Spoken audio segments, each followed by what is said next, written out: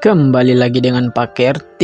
Di video kali ini kita masih membahas Martial God Asura pastinya, di mana kisah perjalanan seorang pemuda yang bernama Chu Feng guys ya. Jika teman-teman belum menonton episode sebelumnya, link ada di deskripsi. Sebelum kita masuk ke dalam ceritanya, alangkah baik kalian yang belum subscribe langsung saja subscribe. Seperti biasa, Mimin selalu mendoakan yang terbaik buat kalian semua. Semoga dalam kondisi sehat walafiat. Langsung saja tanpa berlama-lama lagi, kita betel ke dalam ceritanya. Check it out.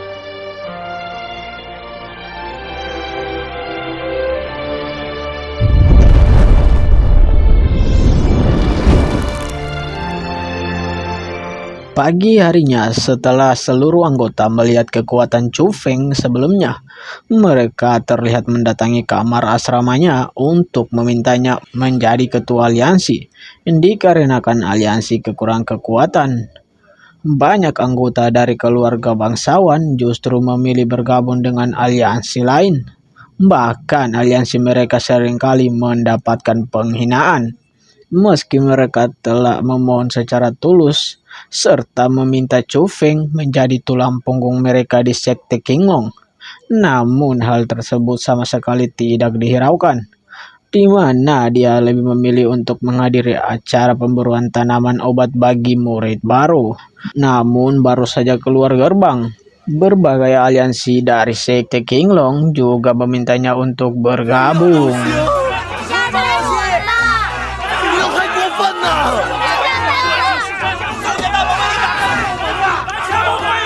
Di tengah-tengah keributan ini, dua anggota aliansi Yimeng yang dikenal dengan sebutan Bai Hu di sebelah kiri dan Bai Long di sebelah kanan meminta Chu Feng untuk bergabung dengan aliansi mereka. Dikatakan aliansi Yimeng merupakan aliansi nomor 1 di Sekte Qinglong. Hanya murid berbakat saja yang bisa bergabung dengan mereka. Ketua aliansi merupakan putri penguasa kota Xiuqiu, juga merupakan saudara perempuan dari tetua surau bernama Sumei. Tapi lagi-lagi, Chu Feng tidak memperdulikan mereka, serta memilih untuk segera pergi.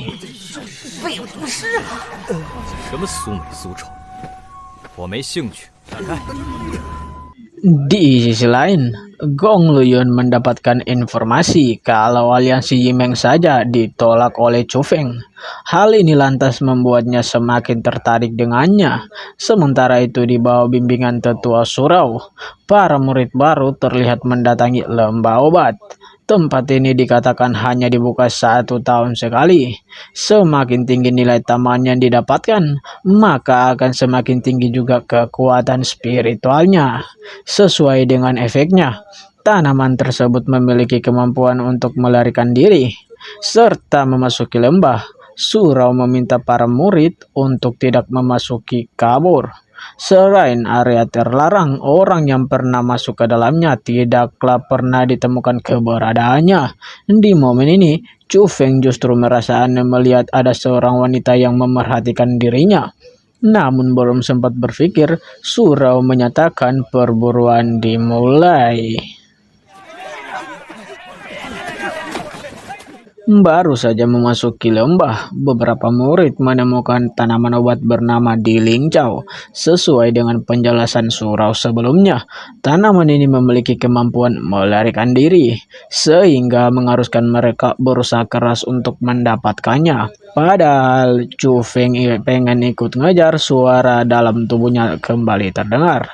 Sehingga Chu Feng memutuskan untuk sementara waktu berdiam diri di tempat ini, serta bertanya di mana dirinya bisa menemukan tanaman obat. Suara itu mengatakan, kalau dia ingin menemukan harta, maka harus melalui risiko memasuki kabur. Chu Feng jelas ragu untuk melakukannya. Terlebih lagi ketua surau melarangnya. Namun suara mengatakan tidak usah takut, santai aja. Lu itu bukan orang biasa. Buset dah. Dari sisi kejauhan, gadis berbaju pink ini ternyata Sumei, ketua aliansi Yimeng. Karena merasa kesal undangannya ditolak, dia lantas mencoba mengikuti Chu Feng ke dalam kabut. Memasuki kabut, Chu Feng bertanya siapa nama suara itu sebenarnya dan bagaimana dia bisa berada di tubuhnya. Suara itu mengatakan untuk memanggilnya dengan sebutan ratu. Dia bisa berada di dalam tubuhnya karena kekuatan ilahi guntur 9 warna yang bisa disebut juga dengan sebutan Xinle. Hal itu juga yang membuat Chu Feng mampu menerobos serana martial spirit tingkat 5 untuk mengalahkan kera golem. Ucapan ini jelas membuat Chu Feng terkejut. Apakah benar dia memiliki dan membangkitkan kekuatan Xinle? Sang ratu membenarkan hal tersebut. Pada dasarnya, orang yang memiliki keistimewaan seperti ini bukanlah orang biasa. Yang kemungkinan Chu Feng lah yang memiliki garis keturunan alam atas. Sang ratu juga menjelaskan, orang-orang yang berada di benua Kyushu berasal dari alam bawah suhu, memiliki bakat seni bela diri sangatlah rendah. Ada juga alam biasa yang disebut Bairen, alam atas disebut Dakian, namun Ratu juga tidak mengerti. Jika memang Chufen berasal dari alam atas, mengapa dia bisa berada di alam Zuhu alias dunia bawah? Di tengah percakapan ketika mereka sampai di pusat kabut, sang ratu tiba-tiba tertidur. Hal ini dikarenakan kultivasi cupeng sangatlah rendah, sehingga ratu tidaklah bisa terbangun dalam waktu lama, sehingga mengharuskan cupeng berjuang dengan kekuatannya sendiri di tempat ini.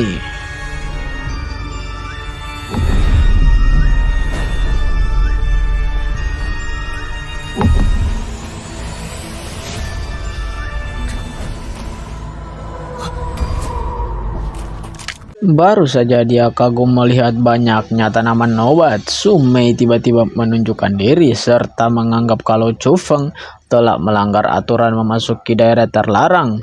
Chu Feng lantas mengatakan kalau dia juga sama-sama memasukinya. Merasa kesal dengan penolakan Chu Feng bergabung dengan aliansi Yimeng sebelumnya, Sumei lantas menyerangnya. 臭你吧你！别是你也嫉妒我得了第1名吧？放手！侥幸夺得了第1名，就敢想！你就是一盟的司马。Di tengah-tengah baku hantam, Chu Feng tidak terduga mampu melihat jiwa spiritual penjaga tempat ini, sementara Sumei jelas tidaklah mampu melihatnya. Merasa terkejut adanya seorang bocah yang mampu melihat kehadiran dirinya, jiwa spiritual yang diketahui bernama Wang Fengjia lantas menguji kualifikasi Chu Feng, di mana dia sengaja menangkap Sumei serta ingin tahu apa tindakannya, yang ternyata Chu Feng masihlah menolongnya meskipun gadis tersebut sempat menyerangnya. Bahkan Chu Feng langsung menggunakan kekuatan Shenlei.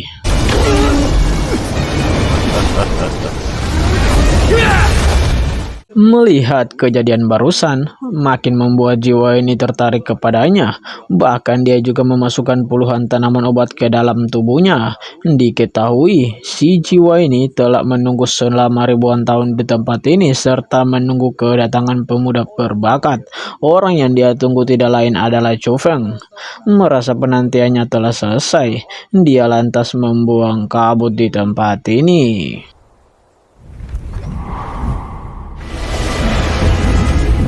Sore harinya, para murid lain terlihat kembali dan membawa tanaman obat. Sementara Chu Feng justru baru terbangun dan terkejut kalau di tubuhnya memiliki aura aneh.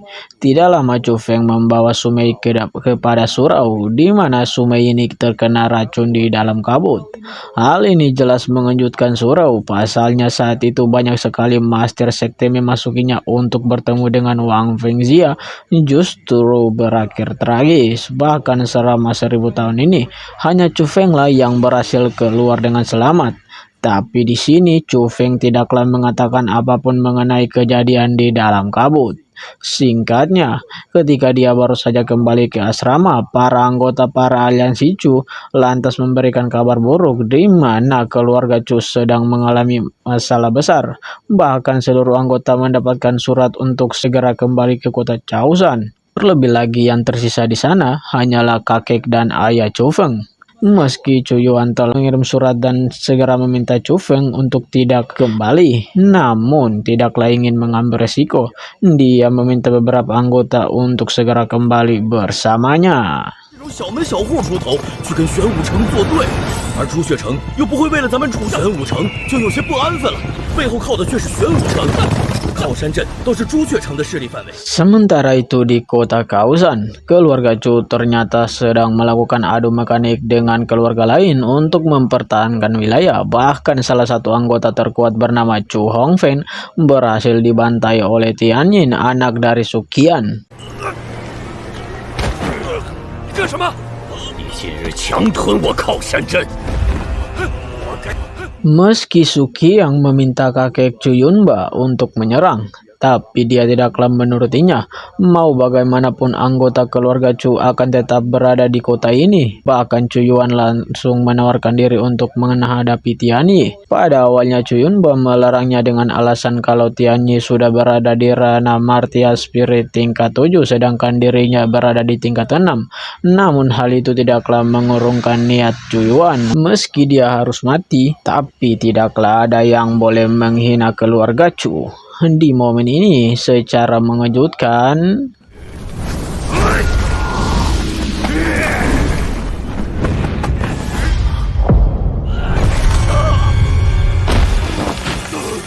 hal ini jelas sangatlah mengejutkan. Bocah sampah yang bahkan tidak bisa menerobos tingkat 2 mengapa tiba-tiba menjadi sekuat ini. Bahkan saat Chu Feng ingin melawannya, sang ayah masihlah ragu. Pasalnya Tianyi bukanlah orang sembarangan. Tapi dengan santuy Chu Feng meminta bapaknya untuk melihat hasilnya.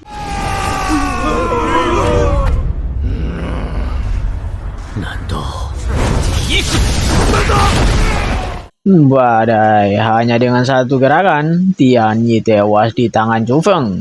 Bahkan Suqian pun mengalami nasib yang sama seperti anaknya.